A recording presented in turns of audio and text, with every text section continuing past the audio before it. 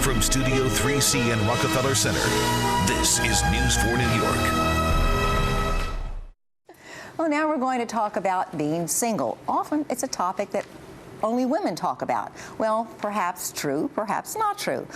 We are going to talk tonight about men. And our guest is Hal Spielman. He has created a website and a book on the topic called Suddenly Solo. Welcome, Hal. Thank you. It's so nice to be here. First of all, we were talking a little bit earlier, and you told me you thought about writing this book after your wife passed away. That's right. And she has been gone how long now? 5 years. So you must have missed her terribly. And then how did you go about writing this? Well, it started out that I started looking for material that would be useful to me as a single person. And I found that, in fact, there was virtually nothing available for men. There's a great deal available for women.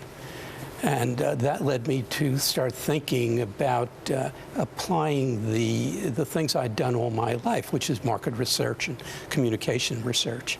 And I then started to do interviews. And you interviewed a lot of people. How many? Well, we've run 7 studies. We've interviewed over 1,000 men.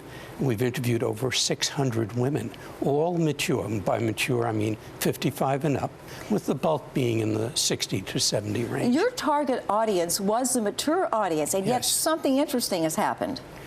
Well, what was so interesting, we started aiming only at mature men, and we then found that women were very excited about what we were doing. We find a lot of women coming to our website, suddenlysolo.org. And younger men? And then we started to find younger men, and they're saying, gee, a lot of this information is useful, but the focus of the research has all been on mature men. And what were some of the commonalities that you found? Oh, the one I love is dispelling the myth of older men preferring very young women.